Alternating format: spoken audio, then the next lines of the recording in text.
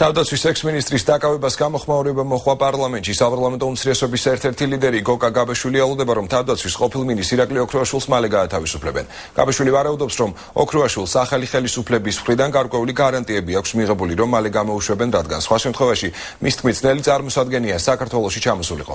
პავლე კუბლაშვილის განცხადებით კი კარგი იქნება თუ ირაკლი ოქრუაშვილი ყველაფერს მოყვება, მისივე თქმით ამ ადამიანს დაუსწრებლად მისშილი ჰქონდა შესაბამისი საშელი და აქედან გამომდინარე ლოგიკურია, რომ დღეს ის საშელ აღსრულების დაწესებულებაში იმყოფება. ირაკლი ოქრუაშვილის საქართველოში დაბრუნების ფაქტს ბუნებრივად მიიჩნევს ფრაქცია ქართული ოცნების თავმჯდომარე ზაქარია ქუცნაშვილი, ხოლო კითხვაზე ხომ არ აქვს ოქრუაშვილს ახალი მთავრობისგან გარკვეული გარანტიები, ქუცნაშვილი ამბობს, რომ არავითარი გარანტიები არ არსებობს.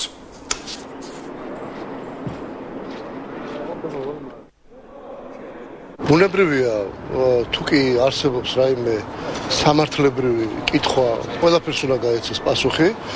ის რომ ერთი მხრივ პოლიტიკური დევნილია, ჩემის აზრით ეს მართლაც ესეა, გახსოვთ ეს მოვლენები, მაგრამ ამავე დროს თუ რაიმე კითხვებია სამართლებრივ საკითხებთან დაკავშირებით, მე ვფიქრობ, კარგია რომ აქ არის და სასამართლომ უნდა გადაწყვიტოს მისი ბედი. ნებისმიერ ადამიანს, საქართველოს ნებისმიერ მოქალაქეს, იქნება ეს ოქრუაშვილი თუ ვინმე სხვა, აქვს ჩვენი ხელისუფლების პირობებში გარანტირებული უფლება, რომ სამართლიან სასამართლოს დაექვემდებაროს და ყველა საქმე განხილული იქნეს სამართლიანად.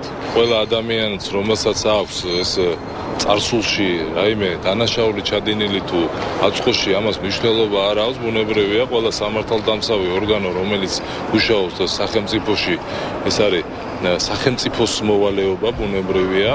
და ყველაფერი იქნება გარკვეული, ვინ რისთვის არის დაპატიმრებული, რატო უნდა ადამიანმა უნდა აგოს პასუხი და ასე შემდეგ.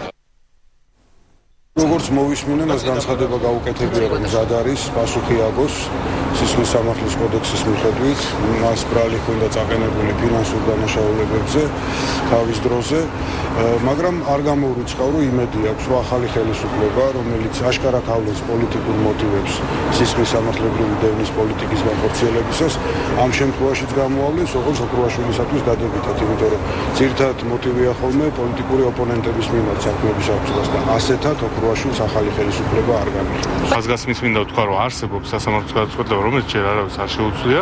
სხვას ყველაფერს, როგორ იქნება პროცედურები, იქნება თუ არა რაღაც შემთხვევაში გავრცელდება თუ არა მასზე შეწყალების ან ამინისტიის მექანიზმი, ამას როგორ შეიძლება წინასწარ როგორ